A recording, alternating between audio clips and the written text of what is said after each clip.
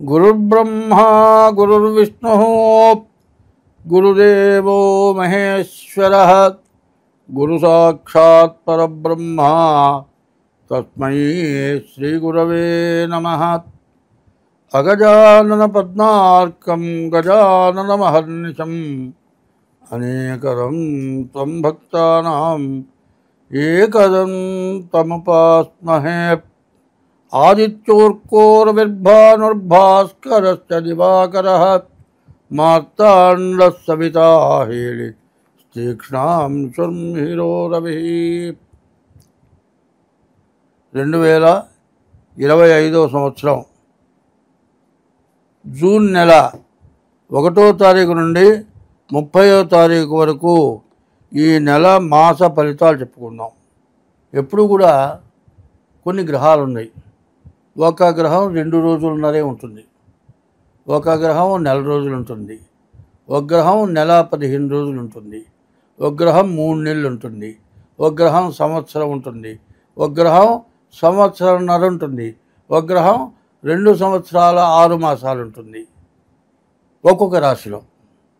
ఇట్లా ఉండే గ్రహాల్లో ఎక్కువ టైం ఉండే గ్రహాల్లో 3. ఒకటి సంవత్సరం ఉండేది గురువు. మరి రాహుకేతువు సంవత్సరంన్నర ఉండే గ్రహాలు రాహుకేతువులు. 2 సంవత్సరాల 6 మాసాలు ఉండేది శని. ఈ 3 గ్రహాలు కూడా మార్చి నుంచి మే నెల లోపల మారినాయి. దీనివల్ల రకరకాలైన సమస్యలు వస్తాయి. ఈ సమస్యలు ఈ సంవత్సరం కొత్త సంవత్సరంలో పాపగ్రహాల వల్ల చాలా సమస్యలు, అంతర్యుద్ధాలు వస్తాయని చైత్ర శుద్ధ పాడ్యమికి ముందుగానే నేను చెప్పాను. ఇప్పుడు కూడా జరుగుతోంది. అంతర్యుద్ధం అంటే పబ్లిక్గా ఎదుటబడి యుద్ధం చేసుకుంటే బహిర్యుద్ధం. యుద్ధం వద్దు వద్దు వద్దంటూ బార్డర్లో కాల్పులు జరపడం, దానికి ప్రతి కాల్పులు జరపడం, వద్దు ఆగిపోండి అంటాం. విదేశాలు ఆగిపోయిన తర్వాత మళ్ళీ తిరుగుబాటు చేయటం, ఇవన్నీ కూడా ఏదైనా ఉంటే ముఖాముఖి కొట్టుకోవటం వేరు, వెనక నుంచి దొంగ దెబ్బ అంటారు. ఎదురుండి కొట్టుకుంటే అది వేరే, చాటు నుంచి కొడితే ప్రాణం తీసే దెబ్బ కొట్టచ్చు. ఇటువంటి సమస్యలు ప్రపంచానికి, కుటుంబాలకి, మంచికి చెడుకి కూడా వస్తుంది.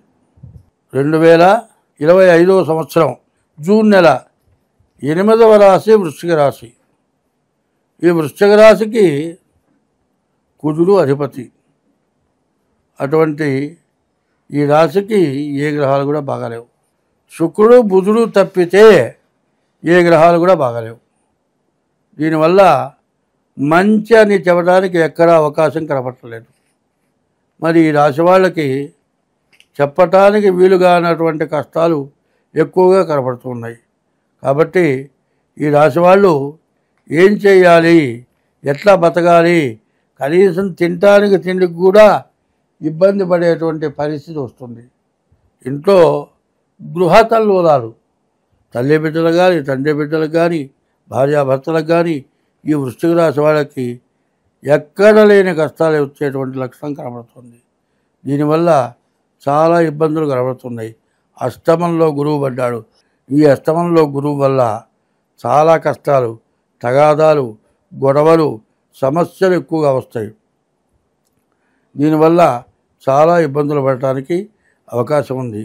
ఎప్పుడు కూడా గొడవలు, తగాదాలు పెరిగితే, మనస్సు కనుక బాగుండకపోతే ఏమవుతుందంటే ఏ పని చేయలేరు. చేయవలసిన పని కాకుండా చేయకూడని పని చేస్తారు. ఇట్లా చేసి చాలా ఇబ్బందులు పడతారు. ఈ వృశ్చిక రాశి వాళ్ళు, ఆడవాళ్ళు అయితే కొన్ని పొరపాటు పనులు చూసుకుంటారు. అన్నం ఉడికిందండి, పొయ్యి ఆపేసాను అనుకుంటారు. పొయ్యి శాంతం ఆగదు, లైట్లో వెలుగుతూనే ఉంటుంది. తీరా అన్నం తినబోయేటప్పటికి లోపల అన్నం మొత్తం మాడిపోతుంది. అరే పొయ్యి ఆపానే ఎందుకయింది అంటే శాంతం ఆగదు. అదే కాదు, వంట చేస్తూ వేయవలసిన ఉప్పుకు బదులు 2 సార్లు వేస్తారు. వేసింది మర్చిపోయి మళ్ళీ వేస్తారు. ఎందుకంటే మనస్సు ప్రధానమైంది.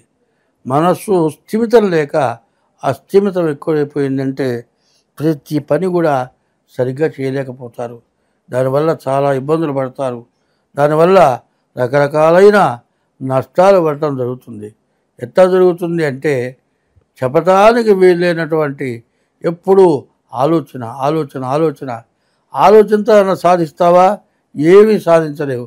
ఆలోచనలో సాధించలేకపోగా నీ మైండ్ చెడగొట్టుకుంటారు. ఒక్కొక్కళ్ళు నేను చూశాను, ఇట్లాంటి చెడు టైంలో లుంగి కట్టుకొని చొక్కా చదువుకోకుండా బయటకు వెళ్ళినామంటున్నారు. ఎదురొచ్చి ఎక్కడికి పోతున్నారంటే అరే బలానా పని మీద బజారుకి వెళ్తున్నారా అంటాడు. అదేందిరా చొక్కా లేకుండా వెళుతున్నావు అనేటప్పటికీ అరే ఇదేంది ఇట్లా మైండ్ లేకుండా చొక్కా లేకుండా వెళుతున్నాను అని అప్పటికి గుర్తొస్తుంది. ఏమిటంటే నీ మనస్సు సరిగ్గా లేకపోతే ఇట్లాంటి సమస్యలు కూడా వస్తాయి. ఈ వృశ్చిక రాశికి పూర్తిగా బుధుడు ఒక్కడు తప్పితే, శుక్రుడు తప్పితే, ఈ 2 గ్రహాలు తప్పితే ఏ గ్రహం కూడా బాగాలేదు. కాబట్టి రాశి ఫలితమే ఇంత ఘోరంగా ఉంటే జన్మలగ్నాన్ని గురించి చూసుకోవాలి. ఎప్పుడు కూడా నేను ఒకటే చెబుతూ ఉన్నాను, ఏ వ్యక్తికైనా సరే సుఖము కష్టము సమానంగానే చూసుకోవాలి. ఎంత కష్టాన్నైనా సరే పడటానికి సిద్ధంగా ఉండాలి. సుఖంలో సంతోషపడకూడదు, కష్టం వచ్చినప్పుడు దుఃఖపడకూడదు. కష్టం వచ్చినప్పుడు చాలా బలంగా నిలబడాలి మనిషి. ఎప్పుడు కూడా ఎటువంటి కష్టాన్నైనా ఎదుర్కొని ఆఖరి మంచినీళ్ళు తాగి బతికైనా సరే తను చేయదలుచుకున్న మంచి పని చేయాలి.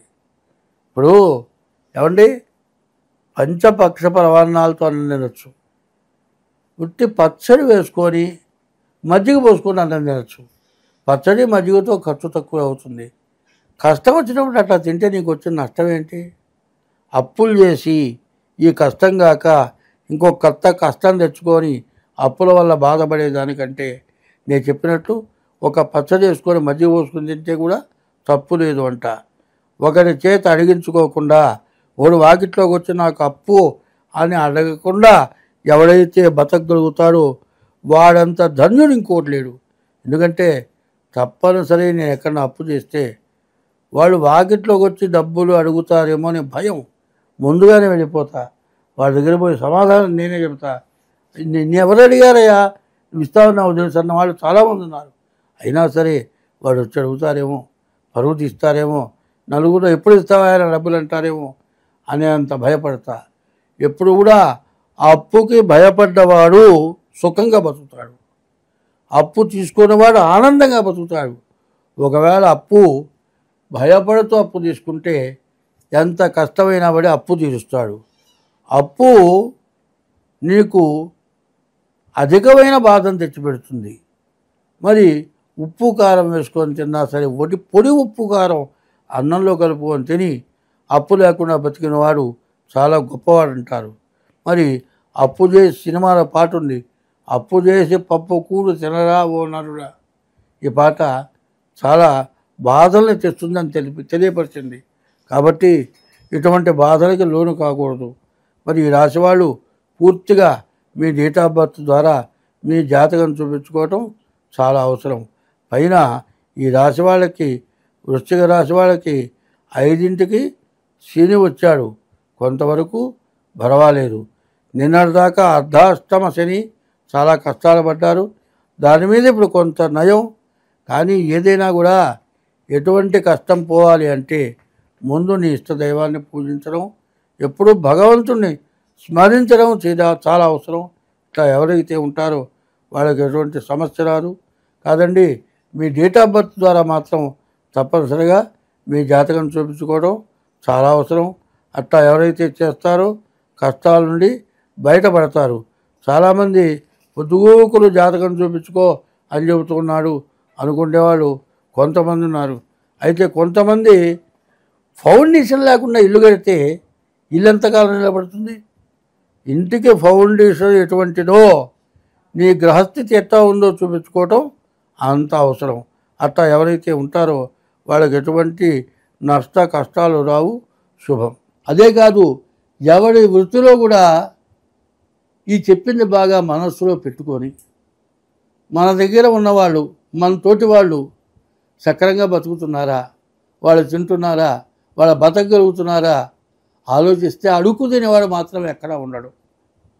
అడుక్కు తినేవాడు లేకుండా పోవాలంటే నీ దగ్గర బతికేవాడు వాడు బాగుండాలని కోరుకోండి. అట్లా కనుక ఉంటే అడుక్కు తినేవాడు లేకుండా పోతాడు. నేను బాగుపడ్డాను, వాడు అడుక్కు తింటున్నాడు అంటే ఏ రోజైనా కూడా వాడి గతి నిగ్గురపడుతుంది. అందరం బాగుండాలంటే వాడు చేయగ చాపకుండా బతికేట్టుగా నువ్వు చూస్తే అడుక్కు తినేవాడు అంటూ ఉన్నాడు. స్వస్తి.